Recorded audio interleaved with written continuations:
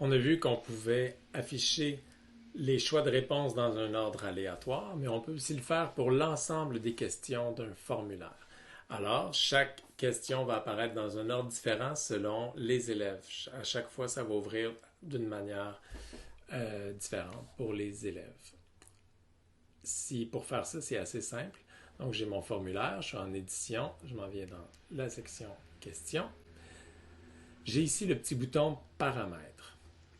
On va le voir souvent, ce bouton-là, d'ici la fin de ce petit parcours. Alors, par défaut, j'arrive dans l'onglet Général, mais je peux aller dans l'onglet Présentation. Dans l'onglet Présentation, au fond, c'est là que je vais décider d'afficher la barre de progression. S'il y a plusieurs sections, bien, il y a une espèce de barre qui montre à l'élève où est-ce qu'il est rendu dans le formulaire, à quel point il progresse dans le formulaire. Mais ce qui nous intéresse pour cette vidéo, c'est de trier les questions en mode aléatoire. Alors ici, trier les questions en mode aléatoire, je l'active et on voit que pour moi, l'ordre ne changera pas. L'ordre va toujours rester le même dans l'ordre dans lequel j'ai créé les questions, dans l'ordre dans lequel je les place. Ça, il n'y a pas de problème. Alors, j'ai identifié le trapèze en haut comme ça, mais si je fais prévisualiser, on a identifié le trapèze qui est là, puis qui apparaît, et deuxième question en bas. Si je fais prévisualiser encore, là, à ce moment-là, j'ai première question et réponse longue, identifie le trapèze, deuxième question en bas. On voit que l'ordre a changé un peu. J'y vais encore, un autre exemple.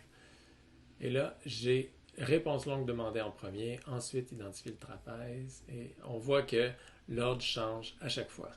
Alors, c'est important. Ça peut être vraiment utile. Ça évite un peu la copie de regarder quelqu'un à côté, tout ça. Mais ça peut être, si on met une image qui n'est pas en lien avec une question, eh bien l'image va apparaître à des endroits différents. Donc, il faut bien visualiser d'avance que chacun des blocs peut apparaître un peu n'importe où.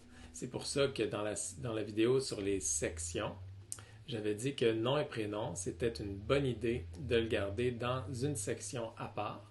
Comme ça, même si l'ordre est aléatoire, l'ordre d'apparition des questions est aléatoire, eh bien, nom et prénom arrivent toujours en premier.